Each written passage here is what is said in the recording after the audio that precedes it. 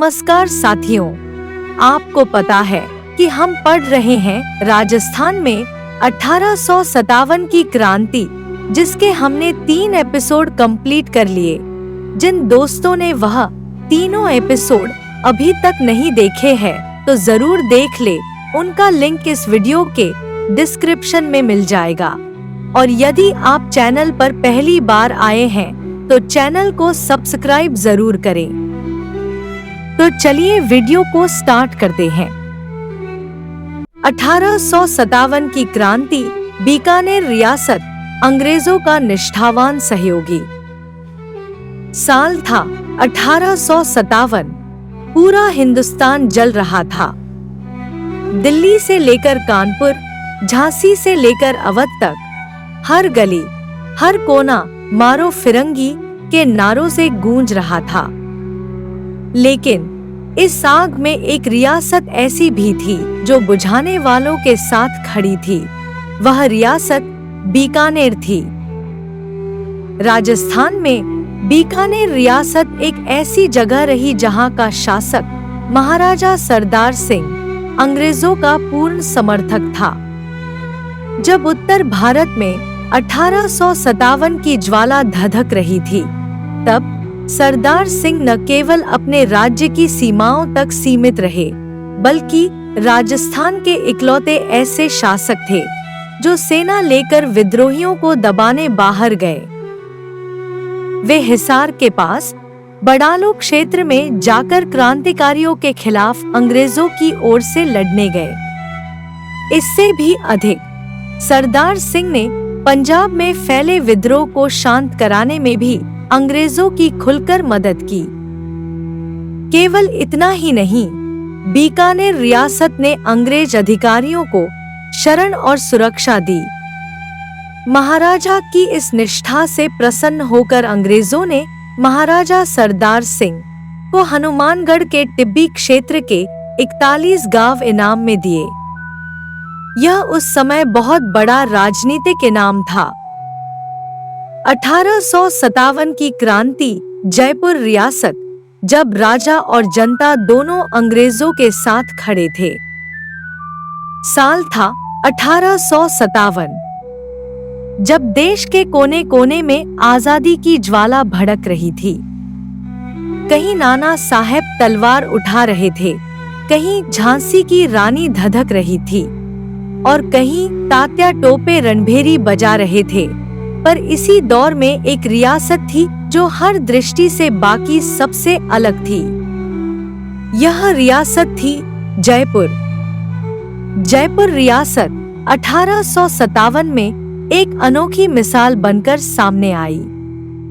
यहाँ की कहानी बाकी रियासतों से बिल्कुल भिन्न थी। जहाँ अन्य जगह जनता और राजा आमने सामने खड़े थे, वहीं जयपुर अकेला ऐसा राज्य था जहां राजा और जनता दोनों ने मिलकर अंग्रेजों का साथ दिया। महाराजा राम सिंह ने अंग्रेजों की पूरे तन, मन और धन से सहायता की। क्रांतिकारी गतिविधियां चल रही थी, लेकिन जयपुर में जो भी विरोधी कार्य हुए, वे गुप्त रूप से कुछ साहसी लोगों द्वारा किए गए। इन देशभक्तों में प्रमुख थे विलायत खां, सादुल खां और उस्मान खां, जिन्होंने अपने स्तर पर अंग्रेजों के विरुद्ध गतिविधियां चलाईं। लेकिन समग्र रूप से देखा जाए तो जयपुर की शक्ति और नीति दोनों अंग्रेजों के पक्ष में थी। उनकी इस निष्ठा से प्रसन्न होकर अंग्रेजों ने महाराजा राम सिंह को सितारे हिंद की उपाधि से नवाजा और कोटपुतली की जागीर भेंट प्रदान की। इस प्रकार जयपुर रियासत ऐसी थी जहां क्रांति नहीं, सहयोग था, जहां बगावत नहीं, वफादारी थी। और इसी वजह से ये सवाल परीक्षा में बार बार पूछा गया है और आगे भी पूछा जाएगा। 1857 की क्रांति में जयपुर का क्या रुख था? इसका जवाब आप कमेंट बॉक्स में जरूर दें। इतिहास केवल घटनाओं से नहीं बनता, उसे दृष्टिकोणों और विचारों से भी समझा जाता है। 1857 की क्रांति को लेकर कई बड़े ब्रिटिश अधिकारियों ने अपने विचार दिए जो इस संघर्ष की गहराई को दर्शाते हैं। लॉर्ड कैनिंग ने भारत के उन शासकों की प्रशंसा की जिन्होंने अंग्रेजों का साथ दिया। इन रियासतों के शासकों ने तूफान में तरंग अवरोध का कार्य किया, नहीं तो हमारी किश्ती बह जाती। सन 1857 भारत की भूमि पर स्वतंत्रता की पहली चिंगारी जल चुकी थी। दिल्ली, कानपुर, मेरठ, झांसी से होती हुई यह ज्वाला राजस्थान की रेतीली धरती की ओर बढ़ रही थी। यह वह समय था जब राजाओं ने अंग्रेजों का साथ दिया, लेकिन आम जनता, सामंत, संत और कवि सब उठ खड़े हुए स्वतंत्रता की पुकार पर। शेखावाटी की धरती पर डोंगजी व जवारजी का संग्राम। सीकर के वीर काका भतीजा डोंगजी और जवारजी अपने क्षेत्र के लिए स्वाभिमान और संघर्ष की मिसाल बन गए थे। डोंगजी पहले शेखावाटी ब्रिगेड में रिसालेदार थे, लेकिन अंग्रेजों की सेवा छोड़ स्वतंत्रता की राह पकड़ ली। उन्होंने धनी लोगों से आजादी के लिए धन मांगा और जब उन्हें सहायता नहीं मिली तो डोंगजी ने उनके घरों पर डाके डालकर धन लिया। वही धन गरीबों की सहायता और संघर्ष की तैयारी में लगाते थे। सीकर की गलियों में अंग्रेजी चौकियों पर छापे पड़ने लगे। डोंगजी व जवारजी की टोली ने कई बार छावनियों को लूटा। इसी प्रकार शेखावाटी के 2 सूरज अब अंग्रेजी सत्ता के लिए अंधकार बन चुके थे। क्रांति का भामाशाह अमरचंद्र बांठिया। बीकानेर के अमरचंद्र बांठिया ग्वालियर में झांसी की रानी के आर्थिक स्तंभ बनकर उभरे।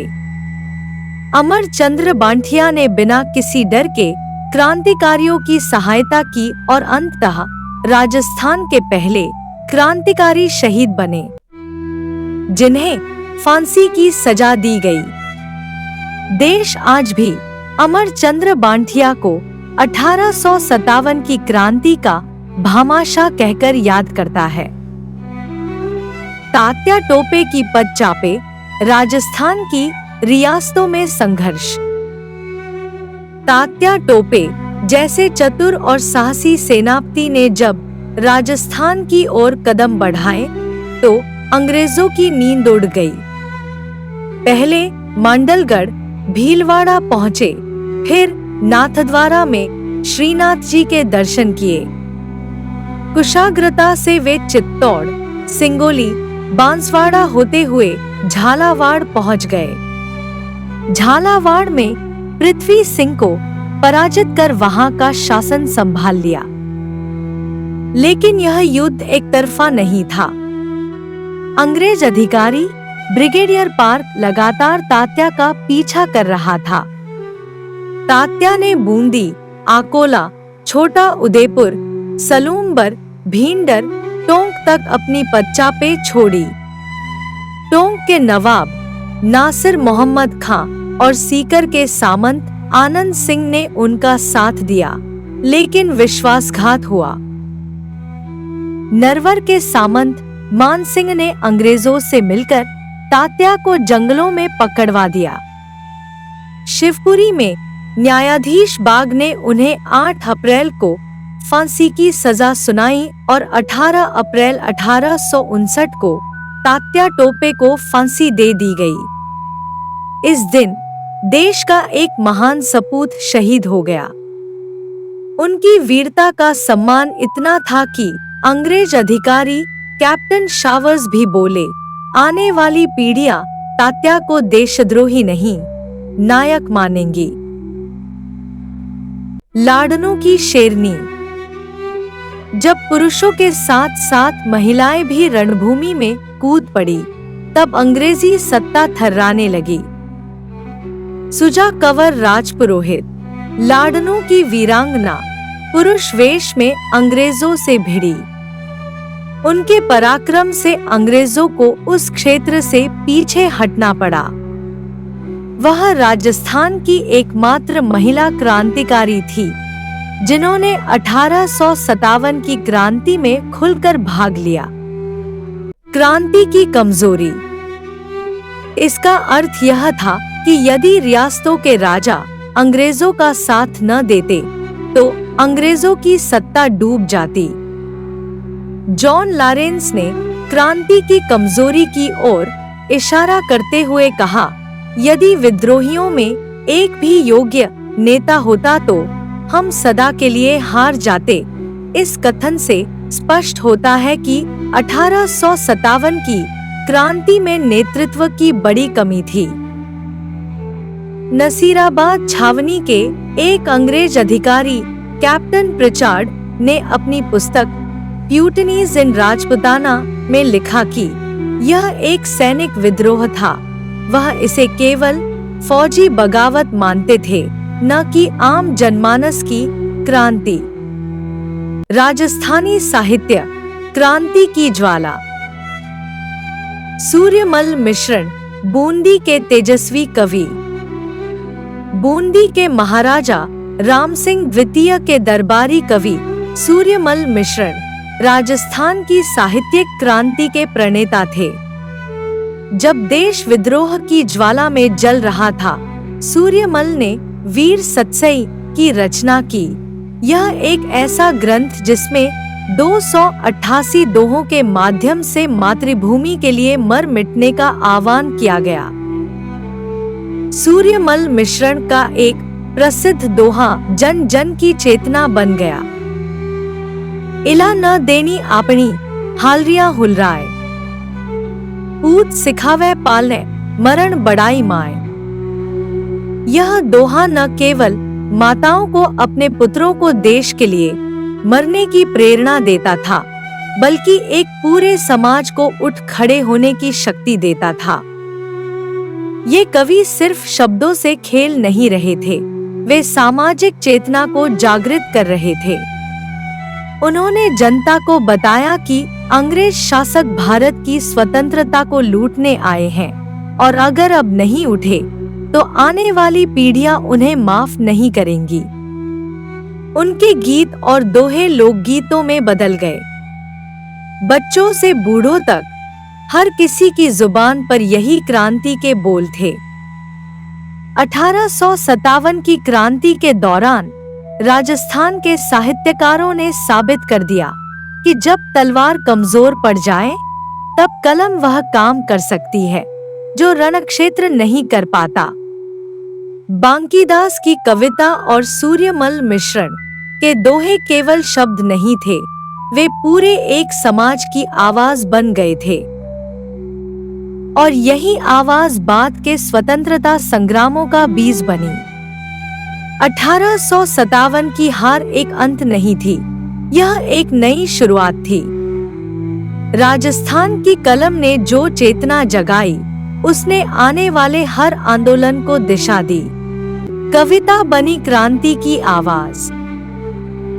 1857 की क्रांति केवल तलवार और बंदूक की लड़ाई नहीं थी, यह एक साहित्यिक जागरण भी था।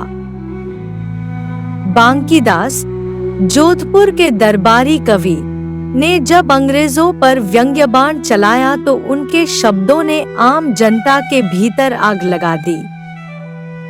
हट जा रे गोरा राज भरतपुर को, 8 फिरंगी 9 गोरा, लड़े जाट के 2 छोरा।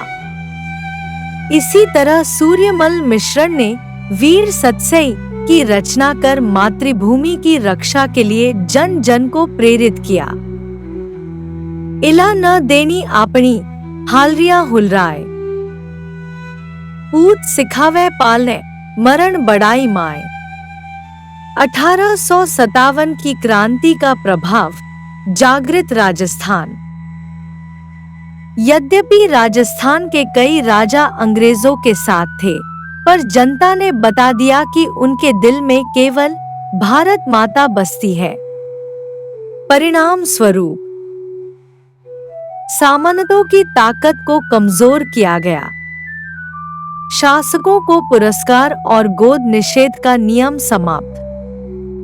अमीर वर्ग को संरक्षण मिला क्योंकि उन्होंने अंग्रेजों का साथ दिया। यातायात और संचार साधनों का विकास हुआ ताकि राज सत्ता का प्रभाव बढ़ सके। शासकों के बच्चों की शिक्षा अलग कर दी गई ताकि वे जनता से कटे रहें। लेकिन राजस्थान की मिट्टी ने यह प्रमाणित कर दिया कि यहाँ के लोग अंग्रेजों के समर्थक नहीं बल्कि संघर्ष के साथी हैं। इस क्रांति ने राजस्थान में आने वाले स्वतंत्रता संग्रामों की नींव रखी।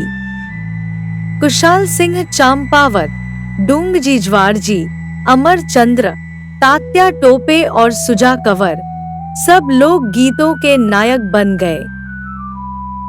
सन 1857 की क्रांति केवल तलवारों और तोपों की लड़ाई नहीं थी। यह एक ऐसी लड़ाई भी थी जिसमें कलम ने भी उतना ही बल दिखाया जितना कि हथियारों ने। जब भारत की धरती स्वतंत्रता की पहली हुंकार भर रही थी, तब राजस्थान के साहित्यकारों ने अपनी लेखनी से उस क्रांति को जीवंत कर दिया। इन लेखकों ने अपने दोहों, कविताओं और गीतों के माध्यम से जनमानस को जगाया, उनमें स्वदेश प्रेम की चिंगारी सुलगाई। बांकीदास, मारवाड़ का बीरबल। जोधपुर दरबार के सुप्रसिद्ध कवि बांकीदास केवल एक दरबारी नहीं थे, वे उस समय की जनभावनाओं के प्रवक्ता बन चुके थे। उन्हें मारवाड़ का बीरबल कहा जाता था, पर इस बार उनकी वाणी व्यंग्य से नहीं बल्कि विद्रोह से भरी थी। जब अंग्रेज सेनानायक लेक ने भरतपुर पर आक्रमण किया, तब बांकीदास की कविता ने शौर्य का उद्घोष किया। हट जा रे गोरा राज भरतपुर को, 8 फिरंगी 9 गोरा, लड़े जाट के 2 छोरा।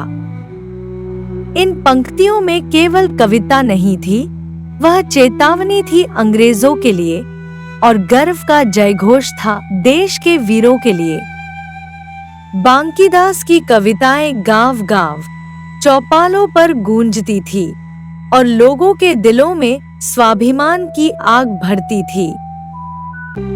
राजस्थान पर क्रांति का प्रभाव हारे नहीं, जागे जरूर। राजाओं और शासकों की भूमिका। राजस्थान के अधिकांश राजा रजवाड़े अंग्रेजों के साथ खड़े थे। उन्होंने विद्रोह को दबाने में सहायता की और इसके बदले में अंग्रेजों से पुरस्कार, उपाधियां और सम्मान प्राप्त किए। यही कारण था कि गोद निषेध जैसे नीति को समाप्त कर दिया गया ताकि उनकी सत्ता को स्थायित्व मिले। सामंतों का बलिदान और अपमान। लेकिन सभी राजसी लोग अंग्रेजों के साथ नहीं थे। कई सामंतों ने विद्रोहियों का साथ दिया। परिणाम स्वरूप अंग्रेजों ने क्रांति के बाद उनकी शक्ति को कमजोर कर दिया। उनके अधिकार छीने गए और उन्हें दरबारों में हाशिए पर धकेल दिया गया। अमीर वर्ग का संरक्षण। वैश्य वर्ग यानी व्यापारी और अमीर लोग जिन्होंने अंग्रेजों को आर्थिक मदद दी थी, उन्हें क्रांति के बाद विशेष संरक्षण मिला। अंग्रेजों ने उनका व्यापार बढ़ाने के लिए सुविधाएं दी और उन्हें प्रशासन में भागीदारी भी दी। यातायात और संचार का विस्तार। क्रांति के बाद अंग्रेजों ने यह समझ लिया कि उन्हें जनता पर निगरानी रखनी होगी। इसके लिए उन्होंने रेलवे, टेलीग्राम, डाक तंत्र और सड़क निर्माण जैसे कार्यों को तेजी से आगे बढ़ाया ताकि विद्रोह की कोई भी चिंगारी समय रहते बुझा दी जाए। शिक्षा का विभाजन। राजा महाराजाओं और सामंतों के बच्चों को आम जनता से अलग शिक्षा दी जाने लगी। अंग्रेजों ने जानबूझकर यह नीति अपनाई ताकि शासक वर्ग जन जन से कट जाए और कभी विद्रोह की भावना न आए। क्रांति की शुरुआत और अंत। राजस्थान में 1857 की क्रांति की शुरुआत नसीराबाद छावनी से हुई। वहीं इस आंदोलन का अंत सीकर में हुआ। 1857 की क्रांति जब पूरे भारत में लहू बनकर बह रही थी, तब राजस्थान की धरती भी पीछे नहीं रही। यहाँ के राजाओं ने चाहे संधियां की हो, लेकिन जनता, ठिकाने और सपूत सबने आजादी का बिगुल फूंका। 1857 की इस असफल क्रांति ने एक बीज बोया जो आने वाले वर्षों में स्वतंत्रता संग्राम का वटवृक्ष बना। और आज जब हम राजस्थान की वीरता की बातें करते हैं, तो सिर्फ तलवारों की चमक नहीं, बल्कि क्रांति की वो चिंगारियां भी देखनी चाहिए जिन्होंने इस मरुभूमि को राष्ट्रभक्ति से सींचा। 1857 का राजस्थान इतिहास की किताबों में एक अध्याय नहीं, बल्कि दिलों में जलता हुआ स्वाभिमान है। जय जवान, जय राजस्थान, जय हिंद।